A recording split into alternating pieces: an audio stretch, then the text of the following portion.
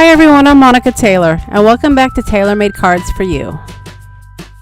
Today we're going to be creating a fall card and we're going to be using a new product that I recently picked up, which is Embellishment Mousse. This is a type of texture paste, but it has a little bit different texture. It's a little bit thicker than my typical texture paste that I use. So we're going to be trying it out on a fall card and I'm going to show you a little trick on how to get your die cut stitch to go a little bit farther.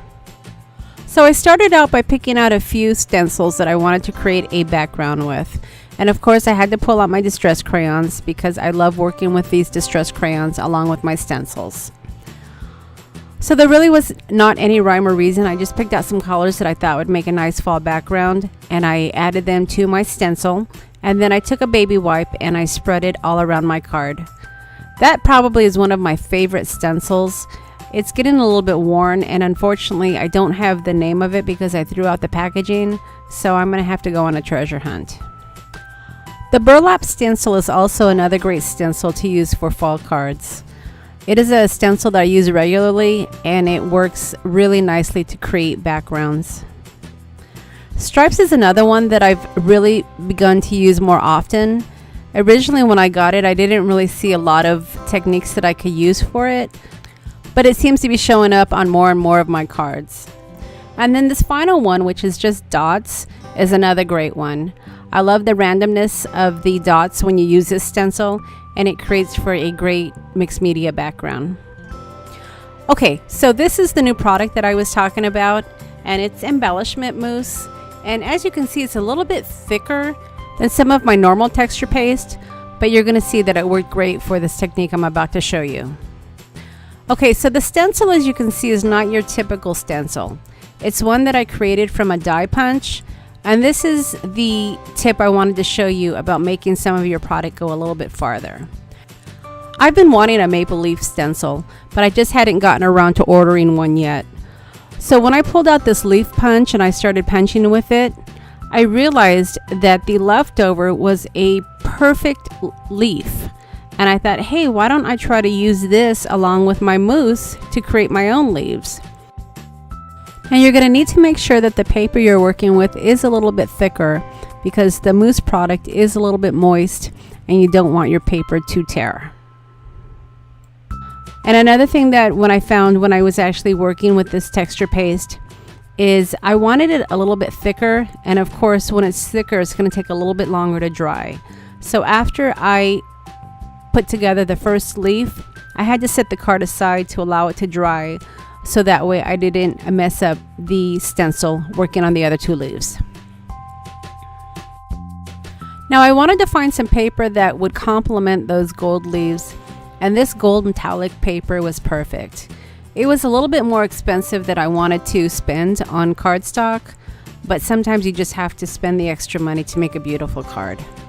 And since I was already saving money on not purchasing another stencil, I figured I was ahead of the game. I also found this transparency that had gold metallic words on it, and when you put it over the gold metallic paper, it is just beautiful. So of course I had to spend the extra money on that piece as well. But as you'll see when we finish the card up, it really does finish the card off nicely. It adds that little extra to a card that might just be ordinary and makes it really pop.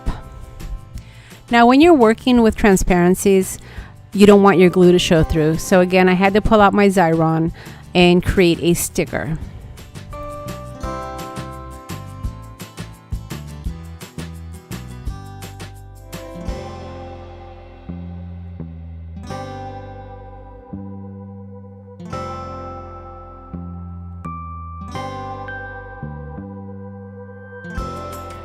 So I wanted to add a couple of final touches to the card before I finished it off, and one of them was ribbon.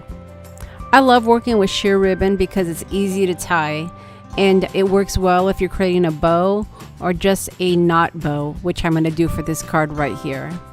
Now when I'm creating my knot bow, it's important that you're working down when you're tying your bows, so that way the ends of your bow go towards the bottom and not stick up going towards the top.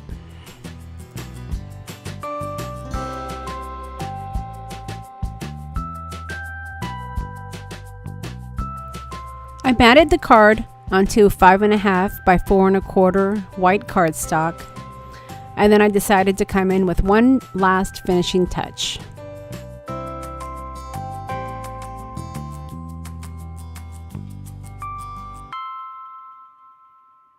Nuvo drops seem to be a big craze lately, and of course I had to add a couple to my supplies as well.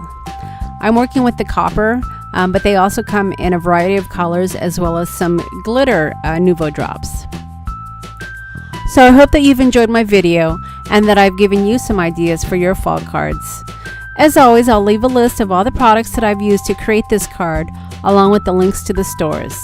If you've enjoyed the video, I would love to see a thumbs up, and feel free to leave a comment, as I love to see your feedback.